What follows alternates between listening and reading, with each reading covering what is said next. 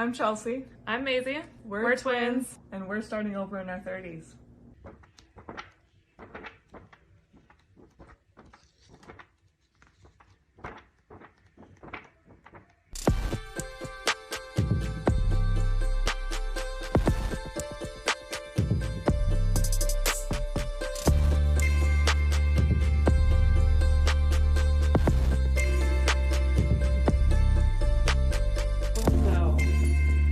Manic bipolar disorder from the outside perspective. Yeah, so manic bipolar disorder manifesting was a complete surprise. It's like there's no words for how unexpected it was. And Chelsea and I are twins. We've known each other since we were in the womb, probably preconception. Like we just know each other on such a deep level, and I've always known Chelsea to be who she is to me.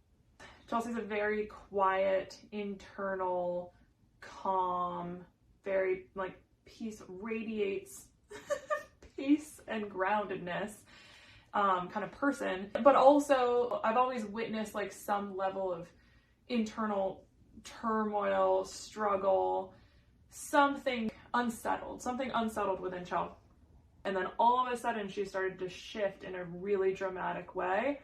And at first I was like, okay, cool. She's dancing, she's singing, she seems to be coming out of her shell. This is awesome. And I was really supportive and it felt really good until it felt really weird. It started to feel really odd. Also, Chel's physical affect started to change. So first of all, she lost a lot of weight.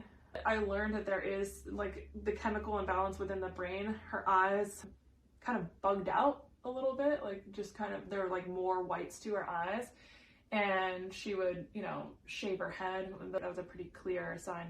She got a spider tattoo on the back of her neck. Things were just starting to be pretty uncharacteristic in very dramatic ways. And then it just got scary. The first episode, Chel went missing in Charleston, South Carolina. We knew she was down there somewhere, hoped she was down there somewhere. So I flew to Charleston to help look. I think Chel had been missing for 24 hours or something like that. And the police were definitely looking. It was a statewide thing, but our friends from Charleston were also looking for her and found her. And she was out of sorts, dude. Out of sorts. And I remember walking into the hospital and experiencing Chel manic for the first time.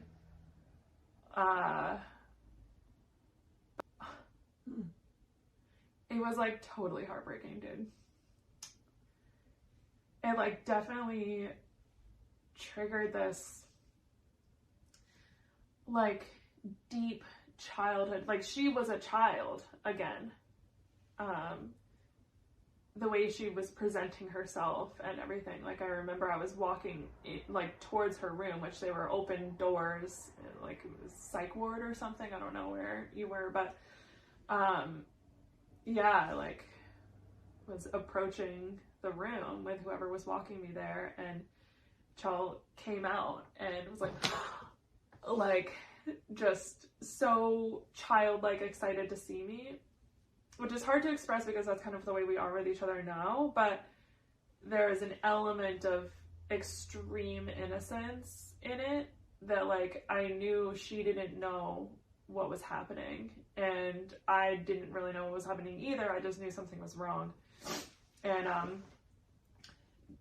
she didn't know, she thought this was all a magical experience. She was in the hospital, whatever was happening, and it was hard for me to digest mentally, emotionally.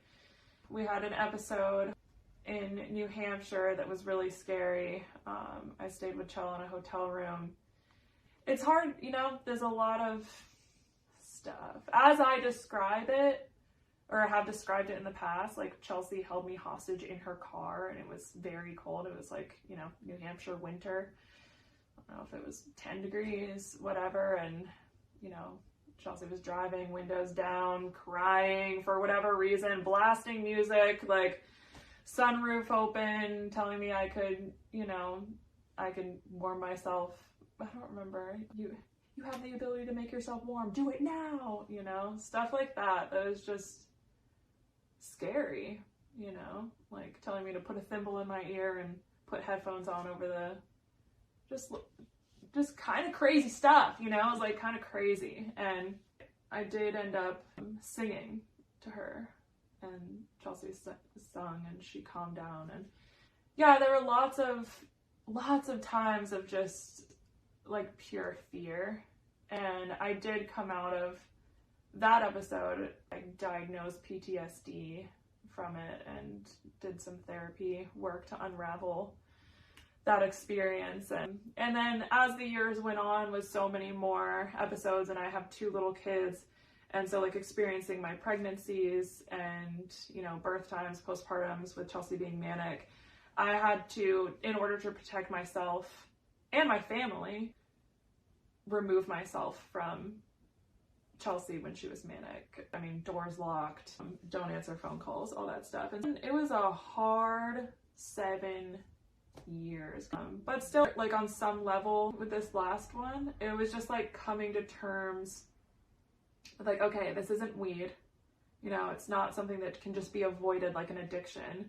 Like it is some kind of chemical situation happening in Chel's brain. And that was hard to reconcile with, because I too wanted and want to believe that it's something that can be overcome. And I still believe, I actually do believe that it can be overcome in some way.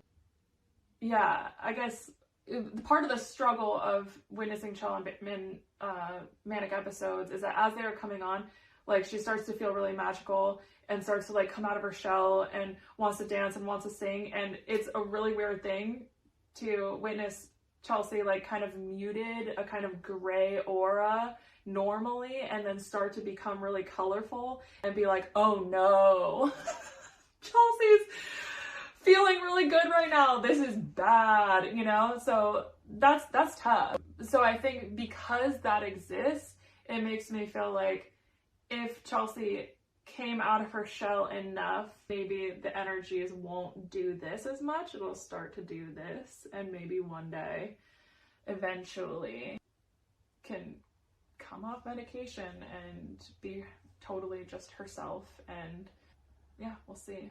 We have high hopes. Mm-hmm.